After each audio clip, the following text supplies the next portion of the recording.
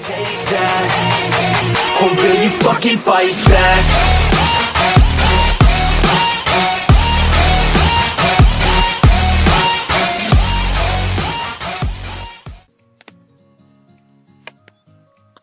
Assalamualaikum warahmatullahi wabarakatuh. Bismillahirrahmanirrahim. Ketemu lagi dengan saya Ahmad Musafa di channel Mas Bos 1486. Pada kesempatan hari ini saya mau membahas tentang mikrotik lagi, yang mana ini dipersiapkan untuk siswa-siswa kami yang akan menghadapi uji kompetensi keahlian khususnya di jurusan TKJ atau Teknik Komputer dan Jaringan. Pada kesempatan kali ini saya mau membahas tentang router identity, kemudian menjelaskan tentang DHCP client. Sebelum saya lanjutkan ke materi, yuk ikuti terus channel saya, dukung channel saya agar terus berkembang dengan cara klik subscribe dan nyalakan loncengnya. Baik, sebelum dimulai materinya kita masuk dulu ke Winbox seperti biasa. Di sini sudah ada Winbox yang disetting seperti pada video sebelumnya. Cara masuk ke mikrotik melalui Winbox ini adalah klik MAC address-nya, kemudian klik connect. Yang pertama tentang router identity. Apa sih router identity itu? Router identity adalah penamaan untuk router. Jadi sebagai seorang operator jaringan, ketika sudah menghadapi beberapa router, kita nanti akan sulit membedakan ini router yang mana, ini router di ruang apa. Sehingga di sini harus ada router identity. Sehingga jika terjadi trouble atau jika ingin mengkonfigurasi di router tertentu, kita bisa dibantu dengan adanya router identity. Cara mengganti router identity itu ada di sistem, kemudian identity. Secara default, kalau mikrotik ini habis di reset konfigurasi, maka identitinya adalah namanya mikrotik. Kita tinggal mengetik identity ini menjadi nama yang kita butuhkan. Contoh saja ini.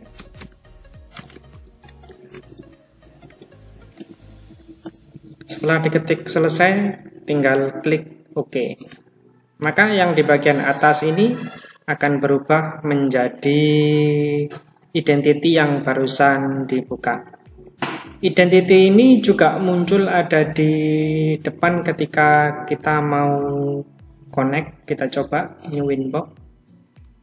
Nah, ini. Jadi sebelum kita connect, kita bisa memilih identity yang mana dulu yang mau kita connect, yang mau kita konfigurasi. Ketika ini sudah sesuai dengan yang mau kita pilih, ya kita klik aja MAC address-nya, kemudian klik connect. Seperti itu. Cukup mudah kan untuk router identity.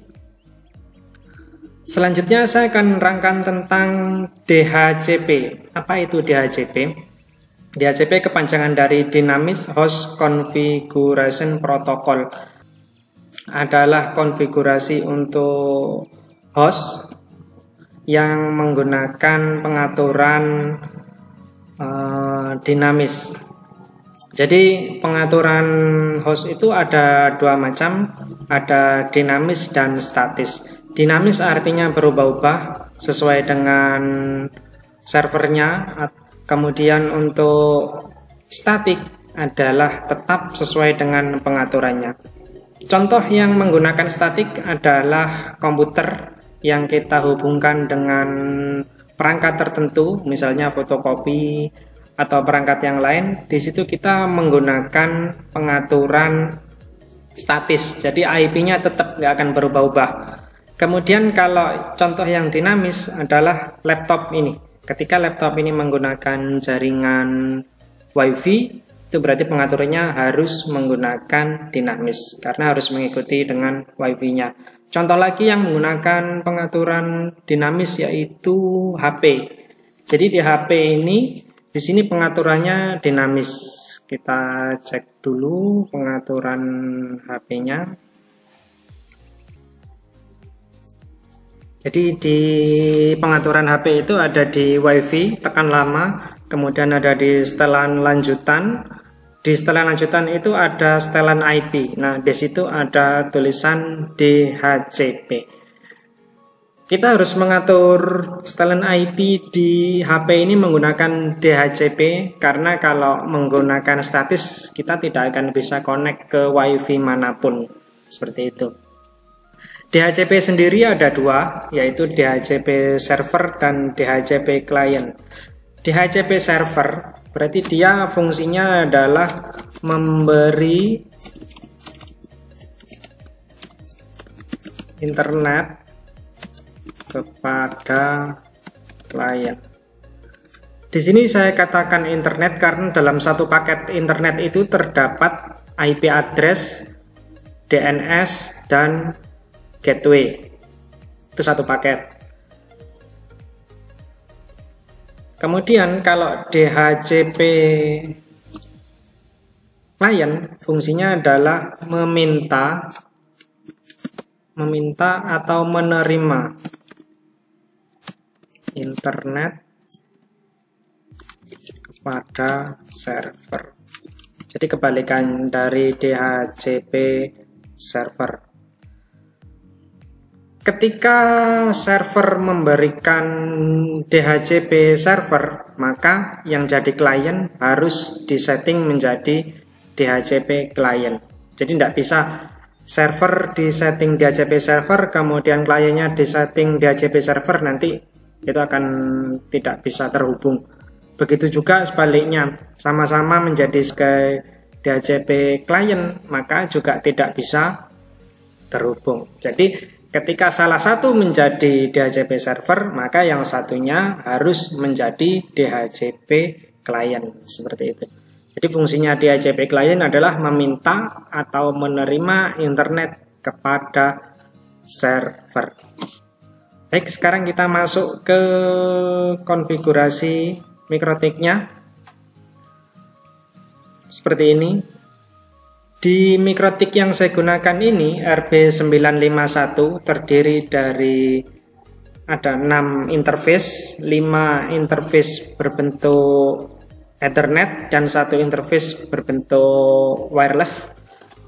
Di Ether 1 ini saya fungsikan sebagai DHCP client yang fungsinya Ether 1 ini meminta internet atau menerima internet dari server.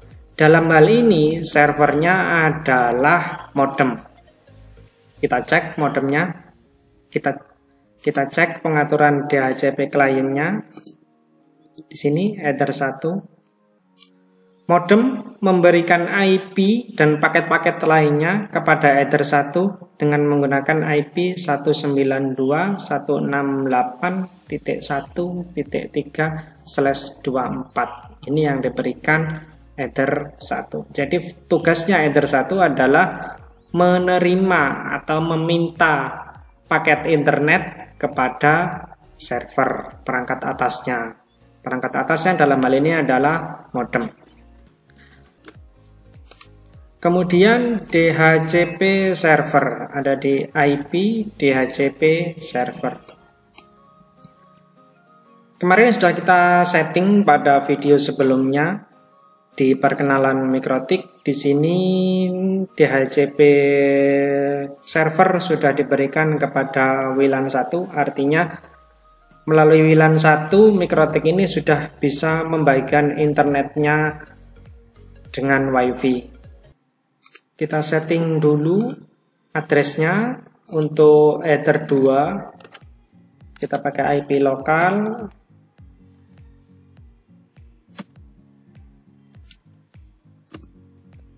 Kita coba pakai 1 karena yang kemarin sudah 254. Sekarang kita pakai yang 1.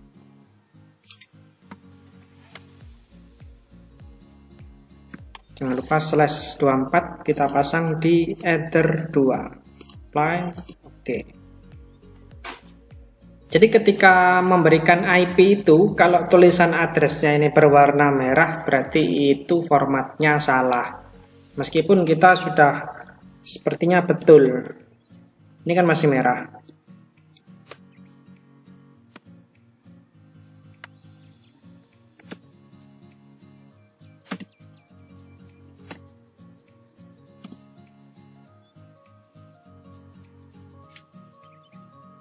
Ini betul. Ini merah. Kenapa? Karena pakai koma. Harus pakai titik.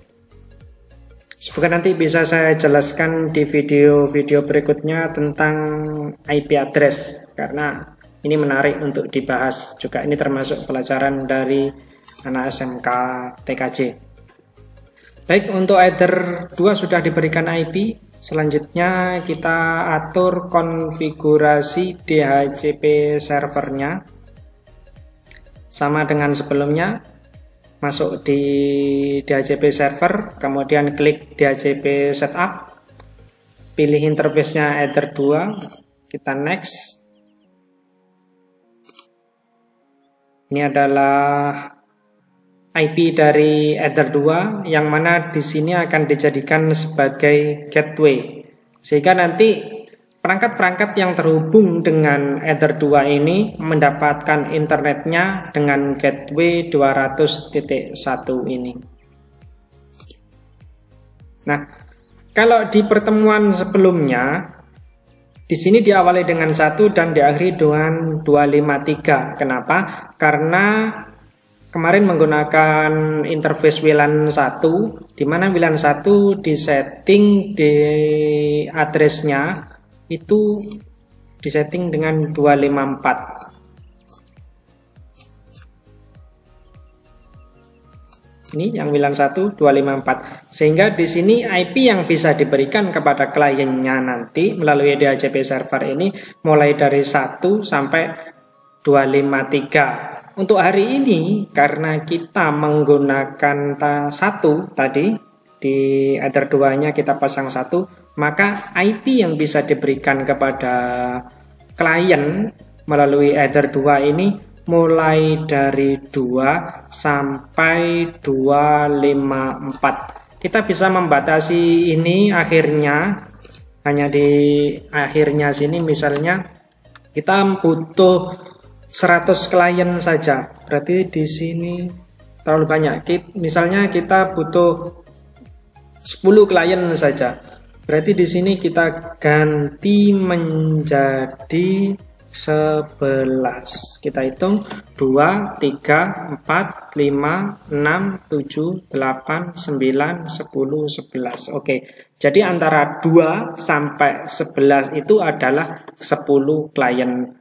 Seperti yang saya jelaskan di video sebelumnya, bahwa MikroTik itu ketika memberikan IP kepada kliennya itu dari belakang. Sehingga nanti jika konfigurasinya seperti ini, IP yang diterima oleh klien melalui header 2, yang pertama adalah 11, yang kedua 10, dan seterusnya sampai terakhir 2. Seperti itu. Next. Ini adalah DNS servernya. Dalam hal ini yang dipakai adalah modem. Di sistem, artinya MikroTik akan memberikan IP baru kepada kliennya jika diperlukan ada perubahan setiap 10 menit. Next. Sukses. Oke.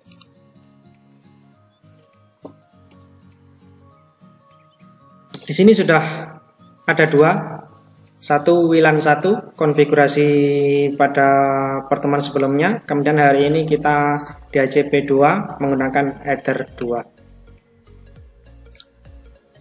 Sekarang kita cek komputernya. Karena ini sudah saya hubungkan menggunakan kabel UTP. Kita matikan dulu internetnya. Kita matikan wifi-nya dulu. Kemudian kita cek.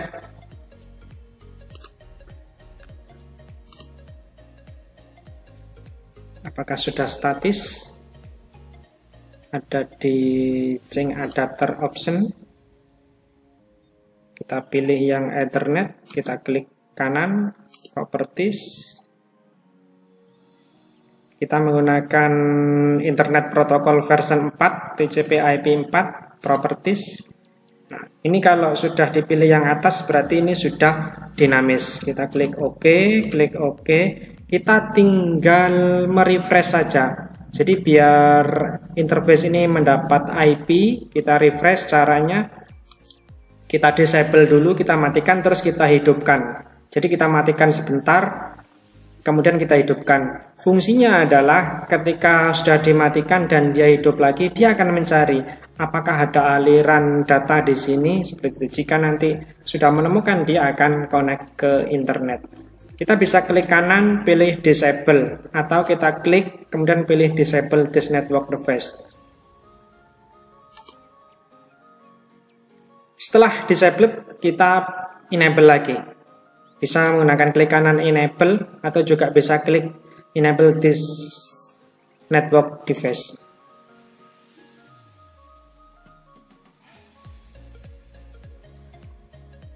Kita pilih yes. Ini tanda-tanda kalau sudah connect internet. Atau kita klik 2 kali, pilih detail.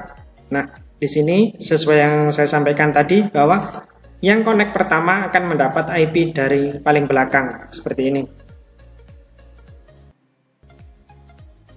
11. Gateway-nya tadi, ini adalah alamatnya dari Ether 2. Pemberi DHCP servernya, kemudian ini adalah DNS servernya, yang dipakai adalah DNS-nya modem. Baik, itu untuk materi hari ini. Jika ada pertanyaan silahkan diketik di kolom komentar. Kemudian jika memang video ini bermanfaat silahkan di like dan di share sebanyak-banyaknya biar bermanfaat untuk orang lain juga. Jangan lupa di subscribe untuk mendukung channel ini biar terus berkembang. Tetap jaga kesehatan, jauhi kerumunan, dan jaga kebersihan. Saya akhiri, Assalamualaikum warahmatullahi wabarakatuh.